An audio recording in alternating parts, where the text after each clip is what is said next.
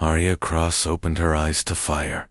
Explosions rocked the skeletal remains of the ship around her as she tumbled, weightless, through the vacuum of space. Hull plating twisted and splintered in slow motion, chunks of the human flagship Elysium, peeling away like paper in a storm. Her ears rang with silence. Her visor cracked. Her suit screamed a single word in red across her HUD. Alone. Her breath came fast. Too fast. Oxygen at 19%. Thrusters disabled. Debris fields spiraled in all directions. The stars were cold, and the void was vast and somewhere far below. The last human colony on planet Exodus hung in the balance. The fleet was gone. She had watched them burn. She reached for anything solid. Her glove scraped the jagged edge of a solar panel. A desperate push, a jolt. Her body slammed against the remains of a fractured corridor, and she clung to it with all her strength. Blood smeared the inside of her helmet. She tasted copper and panic. Then she looked up and saw the Armada. The Voskian fleet hovered above Exodus like a god's judgment. Jagged ships bristling with weapons. Dreadnoughts carved from asteroid rock. And at their center, the Devourer. A Planet Killer-class vessel, charging to fire. Arya's throat tightened. She toggled her comlink voice, trembling. Exodus command.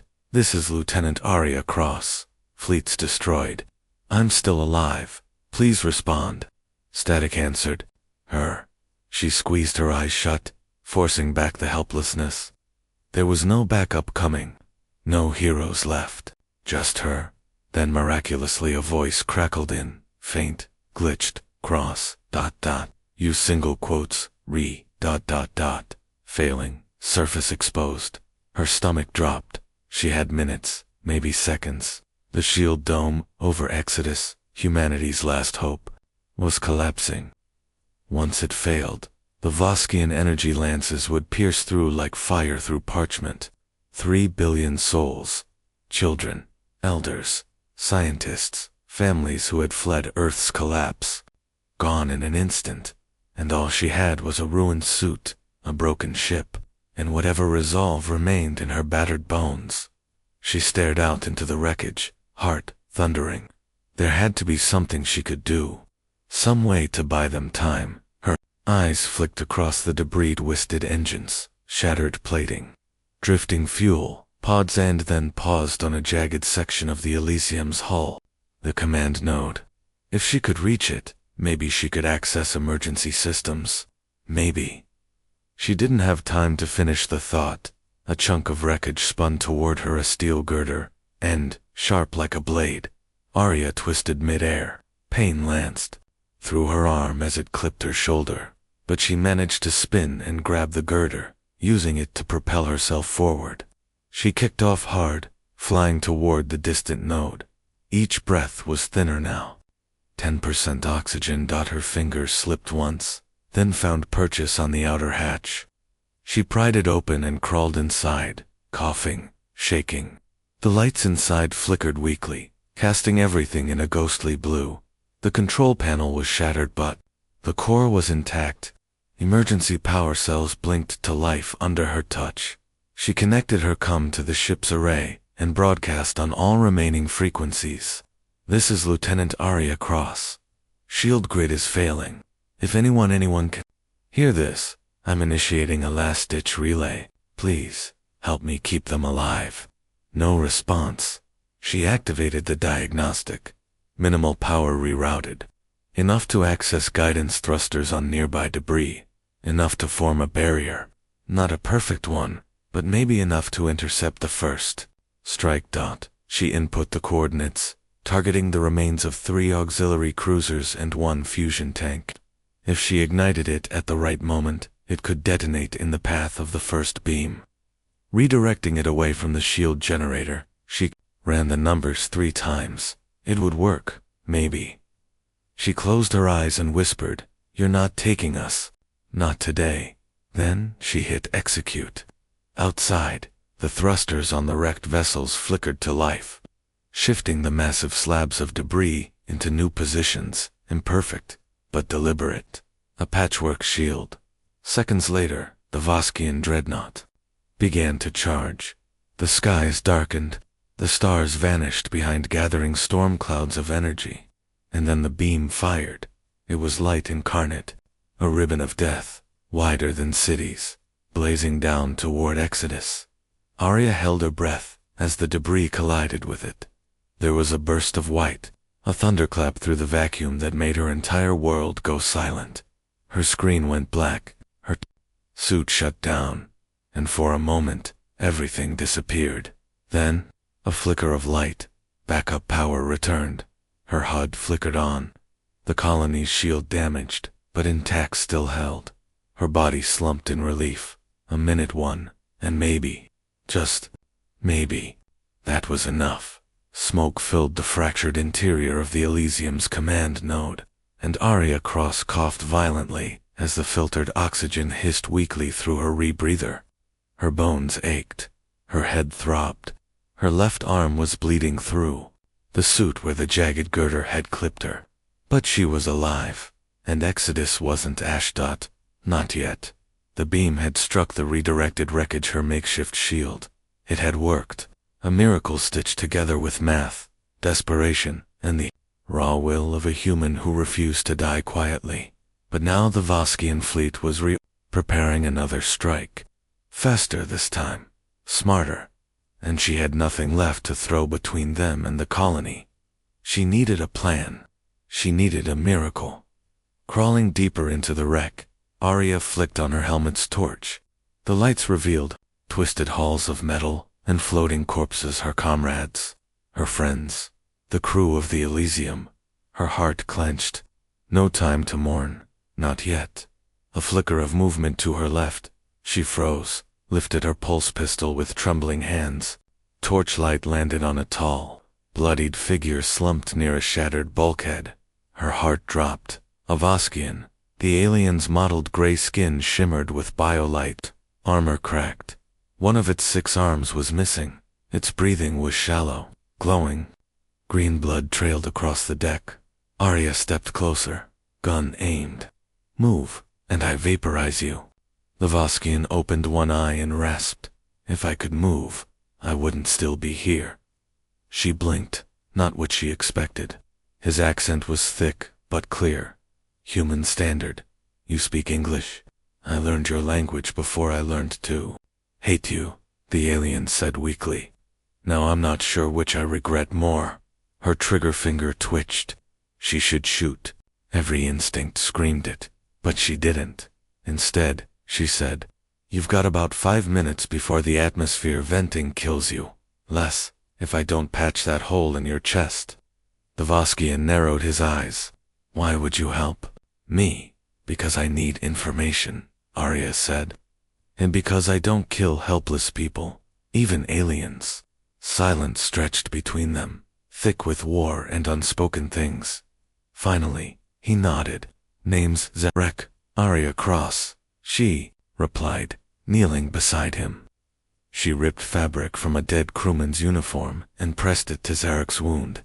"You were on the Devourer?" "No, I was on the Reaping Blade scout vessel. We boarded Elysium before the first barrage.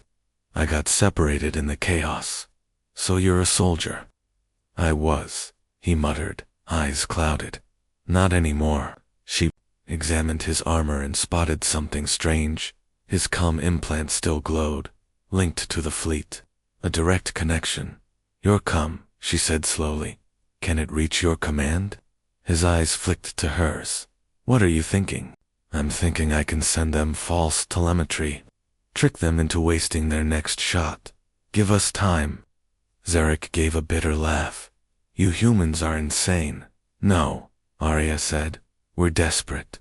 He hesitated, then slowly reached up and detached the comm chip from his temple. "You'll need a Voskian access phrase to send the signal. Then give me yours." He locked eyes with her. "If you send the wrong one, they'll track you instantly and kill you." She didn't flinch. "I don't plan on giving them time," he grunted. "Then remember this, Raltena, Zerkai. It means target correction, override. They'll believe the Devourer's systems miscalculated. She repeated it back twice. Zarek nodded grimly. Arya slid the cum chip into her interface adapter. Her HUD flared with alien script, translating sluggishly. She tapped through until she reached the targeting logs. The last recorded strike coordinates hovered in red. She typed quickly, hands shaking. Her override command was accepted. The next Voskian beam would now target an uninhabited glacier zone on the far side of the planet. She hit send, then she ripped the chip out. For a long moment, she and Zarek simply stared at each other, the kind of silence only forged in the eye of war. You just betrayed your fleet, she said finally. I didn't, Zarek replied. I betrayed the genocide they chose. Arya stood, legs unsteady. There's a power core deeper in this wreck. If I can reroute it, I might be able to generate a temporary orbital shield pulse. It won't last long, but it might block one. More shot. Zarek shifted, trying to sit up. Then we better move. You'll need help. You can barely walk. True, he groaned, rising painfully. But humans aren't the only stubborn species in the galaxy. Together, limping, and half broken, they moved deeper into the ruins. One human, one alien, trying to save a world. Arya and Zarek stumbled through the shattered corridors of the Elysium's lower decks, lit only by flickering emergency lights and the occasional burst of sparks. The ship groaned around them like a dying beast. Gravity was inconsistent, sometimes pulling them sideways, other times vanishing entirely. Neither said much. They didn't need to. They had a mission, and time was draining faster than oxygen. The route to the auxiliary power core took them, through what had once been the crew habitat sector. Now it was just ash and metal-burnt mattresses, floating fragments of photographs, a child's drawing that fluttered past Arya's face before disintegrating. Against a heat-scored wall, Zarek paused as he limped past a scorched wall covered in soot. He pressed his six-fingered hand to it. Your kind sleeps in soft places. We sleep in hardened hives, always armored. Arya didn't look back. Maybe that's why we dream. You don't need softness until you've lost it. He said nothing, just followed her into the next chamber. The core room was mostly intact. The reactor glowed behind a shattered containment grid, exposed, dangerous, but still alive. Arya's eyes lit up. It's holding charge, enough for a short pulse shield. Zarek scanned the output lines. If we bypass the failsafes and reroute through the spinal conduit, it might sustain one atmospheric burst strong enough to delay another shot. But it'll burn the core out forever, Arya said. One shot, and we lose the Elysium for good. Zarek looked at her. That ship died hours ago. She nodded, jaw tight. Help me set the alignment. He moved beside her, favoring his injured leg. Together, they connected loose cables, reprogrammed the ignition module, and pried open panels warped by heat. Sparks rained. The control interface flashed red, but the readings were stabilizing. They worked in near silence, save for the hum of power rising. At one point, Arya reached for a lever, only for Zarek to stop her. You'll short the capacitors, he warned. She blinked. I thought you weren't an engineer. I was born in a war caste, but my sister was a systems architect. I listened when she spoke, even when I hated her for being weak. Arya softened. She wasn't weak. She just wasn't a weapon. Nodded slowly. Now I wonder if I ever was. The power buildup reached critical mass. The readout glowed blue. 60 seconds to shield deployment. Arya's comlink crackled an emergency ping from Exodus Command. She tapped it. Lieutenant Cross, this is Commander Rael. We're detecting energy fluctuations. Are you generating interference? Affirmative, she said, breathless. I'm about to trigger a directional pulse from the Elysium core. It'll give you 30 more seconds of coverage. 30 seconds could save 30,000 lives. We'll coordinate evacuation drills around it. Arya glanced at Zarek. Copy that. Brace for surge. She closed the line. Do you regret not killing me? Zarek asked, voice low. She didn't answer immediately. Then, if I had, I'd be working alone, and I wouldn't have known your sister existed. He gave a dry, almost human laugh. You're strange, Arya Cross. You should meet my brother, she replied. He tried to sell a fake comet to a mining cartel. The countdown hit 10. Zarok stepped back. You need to reroute the last circuit manually. The automated system is fried. She looked at the exposed conduit. Mess of wires and glowing coolant, sparking dangerously. If I do that, I won't be able to reach the escape pod in time. I know. She stared at him. You want me to let the colony die, or stay here and die myself? No, he said. I'll reroute it. You can't wound. I betrayed my command. That makes me already dead. She stepped forward. No, we do this together. He looked at her hand, grimy, trembling human. He took it. Together, they plunged their hands into the conduit, forcing the circuit open. Heat seared Arya's glove. Zarek groaned in pain. The countdown hit 0. A roar of power blasted outward. The entire ship vibrated. Outside, a bubble of blue light surged from the Elysium's corpse, rising like a phoenix and enveloping the sky above Exodus. And then it was quiet. The power core dimmed. The readings flatlined. They slumped against the wall, exhausted. Zarok whispered. It worked. Arya blinked up at the flickering ceiling. We bought them another 30 seconds. Sometimes. That's all a civilization needs. A long silence followed. Then Zarek said, I've spent years tearing things apart. Arya glanced at him. Now you're helping build something. His expression shifted, something fragile and almost childlike. I don't know what comes next. Me neither, she murmured. But we're still breathing. That's a start. They sat in the dark, among the wreckage. No longer enemies. Not quite friends. But Elysium, the only war that mattered anymore. The lights inside the Elysium flickered and finally died. Arya Cross stood with her hand resting on the still warm casing of the spent reactor core. The silence that followed was the heaviest thing she had ever felt, thicker than grief, thicker than vacuum. She wasn't even sure how she was still alive. The shield burst had held. It stopped a Voskian energy lance cold, sending the beam spiraling off into the upper atmosphere. But now, there was nothing left in the ship. No more tricks. No more fuel. No more shields. Just her and Zarek, surrounded by cold metal and the smell of melted wiring. I can't believe we're still standing, she said, her voice hoarse. Zarek was sitting nearby, back against a collapsed support beam. His wound was worse now, bleeding through the makeshift wrap, but he still managed a weak smile. That's the thing about humans. You don't fall until the universe gives up first.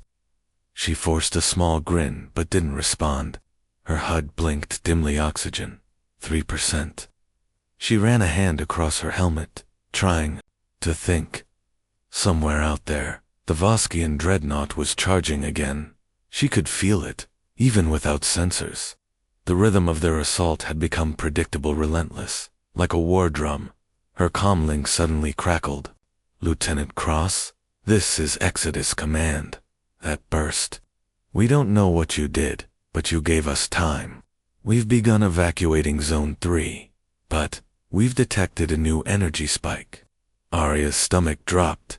The Devourer, yes, there. Charging all forward weapons for simultaneous fire. It's a full planetary sweep. We estimate 2 minutes until impact. She closed her eyes, swallowing down the wave of despair. I understand, she said. Is there anything else you can do? She looked at Zarek. He was pale, still breathing but fading fast. She looked past him to the ruined bridge, where the remains of the ship's AI Cortidus had been torn apart during the battle. But, maybe, just maybe, there's one thing, she said. It's not pretty. Do it. And, Arya, thank you. The line went dead. She turned to Zarek. You still with me? Barely, he murmured. I need your authorization codes again. Full fleet override. His eyes opened, surprised. Why? I'm going to feed the Devourer a false signal. Make them think Earth sent a reinforcement fleet. Zarek blinked. That would trigger retreat protocol. Exactly. But I need it to come from a Voskian source. From a high-ranking officer. Zarek coughed blood. I'm not high-ranking enough. But my biometrics can be forced into the command stream. If I die? Arya froze. No, there's no other way. Their AI scans for final heartbeat confirmation. It has to be real. She shook her head. Don't ask me to do this. I'm not, he said softly. I'm offering it. She turned away, fingers trembling, jaw clenched. You could have killed me hours ago, he said.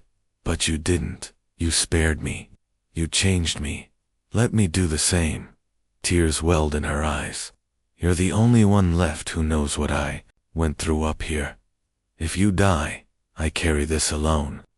You won't, he said, because humanity will live, and they'll carry it with you. She lowered her head. I don't want to remember you as a sacrifice. Then remember me as the soldier who finally did something right. He pulled the cum chip from his suit and placed it in her hand. His voice was steady now. Code, Orvac Centauri Command Fall. It translates to Final Redeployment Order. Once you input it, the system will request a biosign shutdown pulse. She stared at him, tears clinging to her lashes. I'm sorry. Don't be, he whispered. You're worth saving. She stood, backed away, and turned toward the AI interface. She entered the code. Her HUD lit with Voskian characters. The deception script ran. The false fleet was rendered in their system a dozen forged human battleships en route from Sol. The illusion was perfect. It only needed one thing. She turned back to Zarek. He gave her a small, tired nod. She pressed the final key. Zarek's body spasmed as the shutdown signal surged through his implant. He exhaled once, softly, and slumped. Arya collapsed to her knees. The silence that followed felt endless. Then Dasher come, buzzed. Vaskian fleet, retreating. They're pulling back. The Devourer just jumped to light space. Arya covered her, mouth sobbing. It had worked. He had done it. Humanity would live, and she would never forget the alien who chose to be more than his orders. The stars were quiet. Arya floated above Exodus, her escape pod drifting gently along the upper thermosphere, its systems barely alive. The Voskian fleet was gone, vanished into light space, minutes after the false reinforcement signal had reached their command core. Zarek's override had worked. His life for their retreat. She stared out through the cracked viewport, eyes red, suit torn, heart heavier than anything gravity could offer. Below her, the planet shimmered in hues of blue and gold, oceans and deserts, forests and mountains. The last refuge of humankind, still breathing, still alive. Her comlink buzzed again. This is Exodus Command, to Pilot Cross. We're tracking your pod. Status. She pressed the transmission button slowly. Alive. One passenger. Human. Emotional. State ... complicated. The voice on the other end softened. We saw the retreat. The whole sky lit up when they jumped. You did it? No, Arya said, her voice shaking. We did. Me, and a Voskian, who chose not to be a monster. A pause. Then, copy that. The pod jolted slightly as the atmosphere tugged at its edge. Arya re-engaged the orbital stabilizers, barely functional. She had maybe 10 minutes before she'd either descend into flame or be rescued. She closed her eyes. Flashes of Zarek's face filled her mind. His final breath. His quiet strength. The way he said she was worth saving. The way he believed it, even when she hadn't. Another buzz. Arya, said Commander Real's voice again. Lower now, personal. Do you have the means to transmit a final log? We'd like to record your account before recovery, in case the pod doesn't hold. She Understood, she nodded, even though no one could see. She tapped into the ship's black box recorder and opened a voice log. "This is Lieutenant Arya Cross," she began, recording final account of the Exodus uprising. She paused. "I was born on Mars. My parents died during the terraform riots. I was raised in the refugee sectors. My first memory was hiding in a waste pipe while the ceiling above us collapsed. I used to believe humanity was cursed, that we were always running from something, our past, our mistakes, the next threat. But today," she looked out at the stars. "Today, I watched an alien die to save us. One of the species that hunted us, burned our worlds, slaughtered our people, and still, he chose mercy, chose sacrifice." Her fingers trembled over the console. "Zarek wasn't human, but he was the most human soul I've ever known." A tear escaped, drifting upward in the weightless pod. "We were born in different stars, trained for different wars, and yet somehow, we found each other in the wreckage. And for 30 minutes, we worked as one heart, one mind, one defiance." She clenched her jaw, voice firmer now. "So if you ever listen to this, decades from now, when we've rebuilt, remember this: humanity didn't win because we were stronger. We didn't survive because we were smarter. We lived because we chose to see hope in the eyes of our enemies. We lived because we believed we could still change." She sat back, heart racing. Outside, a blinking light appeared. "Rescue beacons from Exodus 1, Pod 14. This is Rescue Skiff Theta. Visual acquired. We're coming in." Arya exhaled slowly. "Copy that, Theta." She ended the log, sealing it into the black box. A legacy for someone else to find, someday. Not just of war but of choice. Of what it meant to be human, in the face of extinction, as the rescue skiff docked with her pod and the outer hatch hissed open. The first face she saw was young tech officer with trembling hands and wide eyes. You're Arya Cross?" he asked. She nodded. "I guess I am." He helped her up gently, guiding her into the ship. As she crossed the threshold, a rush of air and light greeted her. People stared. Some cried, some saluted. She didn't know how to react. One girl, no older than 15, whispered, "She saved us." Arya shook her head. "We saved us." They strapped her in, set course back to the surface. As the skiff descended, she saw it all makeshift cities, children playing in sunlight. Banners of survival strung between crumbling towers. She felt the weight of it. CAROK single quotes, as choice, her own. They had just saved lives. They'd sparked something. Greater. Defiance. Unity. Hope. The galaxy had tried to erase humanity and failed, because even in the coldest reaches of space, even at the edge of annihilation, one girl had said no, and that was enough.